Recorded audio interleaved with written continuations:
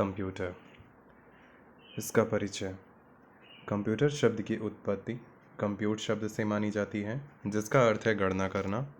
Computer, जिसे हिंदी में संगणक भी कहा जाता है, को सामान्यतः एक ऐसे यंत्र के रूप में जाना जाता है जो अत्यंत तीव्र गति से गणना करने में सक्षम होता है।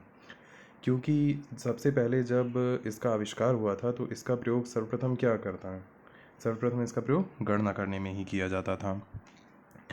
लेकिन समय के साथ साथ इसका प्रयोग और भी कार्यों में किया जाने लगा, जैसे कि डॉक्यूमेंट बनाना, ईमेल भेजने में, गाना सुनने में, वीडियो देखने में, गेम्स खेलने में, डेटाबेस बनाने में और भी कई जटिल कार्यों के लिए भी इसका प्रयोग किया जाने लगा। जैसे आपका मौसम संबंधी पूर्वानुमान जो लगाए जाते हैं, वो सारी चीज़ें भी देखने के लिए इसका प्रयोग होता है।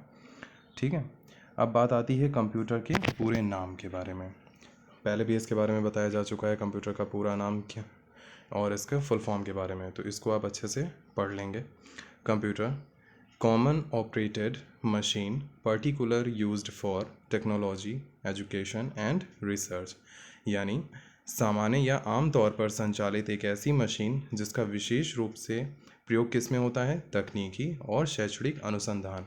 अब इससे एक पूरी एक डेफिनेशन हमारी तैयार हो जाती है कि कंप्यूटर एक ऐसी मशीन है जिसका प्रयोग आमतौर पर तकनीकी और शैक्षणिक अनुसंधान के लिए किया जाता है। ये आपकी एक लाइन में एक इसकी पूरी डेफिनेशन तैयार हो गई इसके फुल फॉर्म से ही। ठीक है, अब बात करते हैं हम कंप्यूटर की विशेषताओं के बारे में। कंप्यूटर की कई सारी विशेषताएं हैं। पहले हम बात करते हैं गति, स्पीड। जहां आपको एक छोटी सी कैलकुलेशन करने में समय लगता है, वहीं कंप्यूटर बड़ी से बड़ी कैलकुलेशन सेकंड से भी कम समय में कर लेता है। यह गति उसे प्रोसेसर से प्रदान होती है। कंप्यूटर की गति को हर्ट्ज में मापा जाता है। कंप्यूटर के कार्य करने की तीव्रता प्रति सेकंड, प्रति मिली सेकंड, प्रति माइक्रो सेकंड, प्रति नैनो सेकंड इत्यादि में आंकी जाती है। फिर बात करते हैं हम सटीकता या एक्यूरेसी की।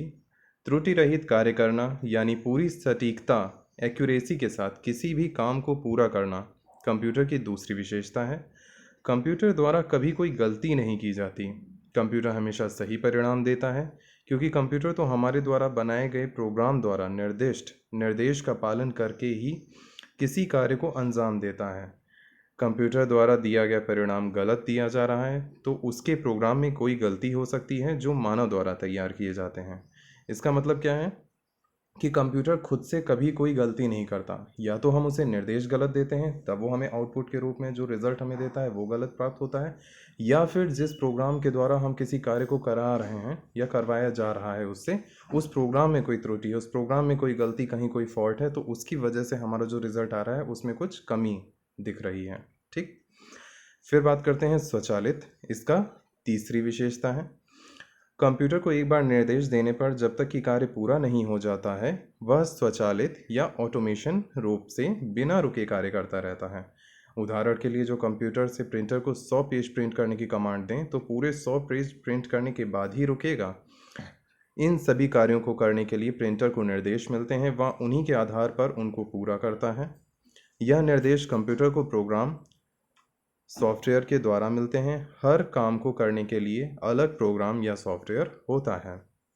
कहने का मतलब क्या है इसका, कि कंप्यूटर जो भी काम करता है, यानी अगर उसको एक बार में एक टास्क दे दिया गया तो वो टास्क ख़त्म करने के बाद ही रुकेगा। ये नहीं होगा कि उसे बार बार उसके बीच में भी कोई कमांड देना पड़ रहा है, या फिर बार बार उसे उस काम के लिए कहने का मतलब जैसे इंसान को बोलना पड़ता है कि हाँ भाई आप ये काम करो, फिर वो रुक गया, फिर उसको बोलना पड़ता है कि आप ये काम करो। लेकिन कंप्यूटर के साथ ऐसा नहीं होता।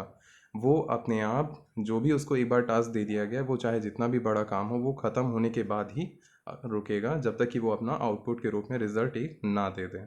ठीक, फिर इसका चौथा नंबर, इसकी विशेषता स्थायी भंडारण क्षमता या परमानेंट स्टोरेज। देखें, हम कई सारी चीज़ें होती हैं, जैसे अपने फ़ोन से भी कई बार अपने जो इम्पोर्टेंट डेटा होता है अपने कंप्यूटर में या फिर एक ऐसी जगह पे सेव करके रखते हैं जहाँ से हम आसानी से उसे दोबारा से ले सकें। ठीक, उसी तरह कंप्यूटर में प्रयुक्त मेमोरी को डाटा, सूचना और निर्देशों के स्थायी भंडारण के लिए प्रयोग किया जाता है। आज के समय में जो कंप्यूटर यूज़ होते हैं उनमें तो ज़्यादा स्टोरेज होती है, लेकिन जो पहले के समय में कंप्यूटर यूज़ होते थे उनमें बहुत कम स्टोरेज होती थी। यानी हम अपना किया गया कार्य जल्दी सेव नहीं कर पाते थे। मतलब हमने आज कोई कार्य किया, सीधे उसका आउटपुट के रूप में जो भी रिज़ल्ट लेना है वो ले लिया, या कहीं हमें लिखना पड़ता था, वो कंप्यूटर की मेमोरी में सेव नहीं होता था। और फिर जब फ्लॉपी डिस्क वगैरह यूज़ होने लगी तो उसमें भी यूज़ होता था, लेकिन वो 2-4 MB की होती थी, मतलब बहुत ही कम स्पेस। ठीक। तो परमानेंट स्टोरेज जैसा पहले कुछ नहीं था, लेकिन आज के समय में है कि कंप्यूटर में जो सूचनाएं हैं इलेक्ट्रॉनिक तरीके से संग्रहित की जाती हैं, और सूचना के समाप्त होने की संभावना कम रहती है। संभावना कम रहने का क्या मतलब है कि वो समाप्त हो सकती हैं। जैसे कई एरर आते हैं, कुछ वायरस अटैक होता है कंप्यूटर पे, या फिर आप ही की गलती की वजह से डिलीट हो रहा है, या कुछ ऐसी वजह से जिससे वो आपका जो भी डेटा है वो ख़त्म हो जाए। ठीक। तो अपने आप उसके ख़त्म होने के चांसेस बहुत कम रहते हैं, जब तक कि उस पर कोई भी अलग से कोई काम ना हो। ठीक। विशाल भंडारण क्षमता, लार्ज स्टोरेज कैपेसिटी। कंप्यूटर के बाह्य एक्सटर्नल तथा आंतरिक इंटरनल संग्रहण माध्यमों, hard disk, floppy disk, magnetic tape, CD ROM में असीमित डेटा, सॉरी यहाँ पे गलत हो गया, डेटा तथा सूचनाओं का संग्रहण किया जा सकता है। कंप्यूटर में कमी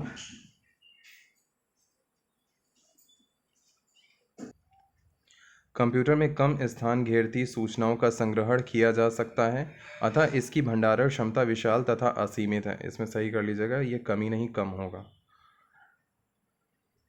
यानी कि आप इसमें अच्छा खासा कंटेंट आप स्टोर करके रख सकते हैं। अपनी फ़ोटोज़ हो गई, वीडियोज़ हो गई, कुछ आपने जो काम किया वो आपका वर्ड फाइल हो गई, आपकी एक्सेल फाइल हो गई, पावर पॉइंट की फ़ाइल हो गई, मतलब जो भी काम आपने किया है। आप अभी जैसे फॉर्म भरते हैं वो डेटा आप रखते हैं, कोई भी इंपॉर्टेंट आपके डॉक्यूमेंट्स हैं आप वो रखते हैं, तो ये सब आप अपना कंप्यूटर में रख सकते हैं और सेफली ये रखे जा सकते हैं। ठीक है। फिर सूचना को तीव्र गति से प्राप्त करना, फास्ट रिट्रीवल। कंप्यूटर प्रयोग द्वारा कुछ ही सेकंड में भंडारित सूचनाओं में से आवश्यक सूचना को प्राप्त किया जा सकता है। ठीक। कहने का मतलब क्या है कि आप कंप्यूटर पे जाते हैं, आप सर्च बार पे जाते हैं, आपने सर्च किया कोई भी चीज़ जो आपको ढूंढनी होती, कोई फ़ोटो या स्पेसिफिक कोई भी एक फ़ाइल जो आपको करंटली देखना होता है, उसके बारे में जानना होता है, तो आप जाते हैं, सर्च करते हैं और सर्च बार में टाइप करते हैं, ओके करते हैं, और आपको सामने वो फाइल पूरी दिख जाती है। ठीक। तो क्या होता है, ये आपका किससे काम करता है, रैम से, और ये काम उससे काफ़ी सरल हो जाता है। फिर 7 पॉइंट, जल्द निर्णय लेने की क्षमता। कंप्यूटर परिस्थितियों का विश्लेषण पूर्व में दिए गए निर्देशों के आधार पर तीव्र निर्णय की क्षमता से करता है। कहने का मतलब आप जो भी काम उसको बोलते हैं वो उस पर क्विक एक्शन करता है। यानी आपने जैसे कीबोर्ड में टाइप किया डब्लू, उसने तुरंत दिखाया डब्लू। आपने किया उसको ओके, वो कोई भी फाइल पे ओके हुआ। आपने कोई भी चीज़ कट की, पेस्ट की, तुरंत कट पेस्ट हो गया। मतलब कहने का मतलब जब भी ये जो क्विक डिसीजंस होते हैं वो कंप्यूटर बहुत ही जल्दी लेता है, लेकिन इसका प्रभाव किससे पड़ता है, आपकी प्रोसेसर की स्पीड। अगर प्रोसेसर की स्पीड अच्छी है तो उनके डिसीजन बहुत जल्दी आपको दिखाई देंगे, सामने होंगे। ठीक। लेकिन अगर वो स्लो है तो आपको इतने अच्छे से वो चीज़ नहीं दिखाई देगी। विविधता, वर्सैटिलिटी। कंप्यूटर की सहायता से विभिन्न प्रकार के कार्य संपन्न किए जा सकते हैं। आधुनिक कंप्यूटरों में अलग अलग तरह के कार्य एक साथ करने की क्षमता है। जैसा कि इसके कंप्यूटर के टाइप में आता है कि एक साथ कई सारे काम को एक ही बार में करना, यानी मल्टीटास्किंग। ठीक। मतलब कि एक टाइम में खूब सारे टास्क एक साथ करना। जैसे वो एक साथ में प्रिंट भी दे रहा है, जैसे आपने 1000 प्रिंट के लिए दे दिया, प्रिंट दे रहा है अपना। ठीक। आपने एक म्यूज़िक चला दी, म्यूज़िक भी चल रही है। ठीक। और आप एक वर्ड पे फाइल पे कुछ टाइप कर रहे हैं, तो क्या हो गया, 3 काम एक साथ हो रहे हैं कि वर्ड पे आप टाइप भी कर रहे हैं, म्यूज़िक भी चल रहा है, और साथ में साथ वो प्रिंटर को भी और मतलब कि अपना कमांड दे रहा है प्रिंट के लिए। ठीक। फिर हो गई आपकी बात पुनरावृत्ति, रिपीटिशन। आदेशों को कंप्यूटर आदेश देकर एक ही तरह के कार्य बार बार विश्वसनीयता और तीव्रता से कराए जा सकते हैं। कहने का मतलब क्या है कि जैसे आपका सबसे नॉर्मल कमांड, ठीक, जैसे वर्ड पे आप देते हो cut, copy, paste, save, save as, open, ये सब नॉर्मल कमांड है। तो जब भी आप इन कमांड को दोगे तो हर बार वो सेम काम करते हैं। मतलब सेव हमेशा सेव का ही काम करेगा, कभी भी वो ओपन का काम नहीं करेगा। कट हमेशा कट का काम करेगा। कहने का मतलब आप इसको कितनी भी बार में इस्तेमाल करो वो हमेशा एक जैसा काम देगा। ठीक। फिर आती है बात स्फूर्ति, एजिलिटी।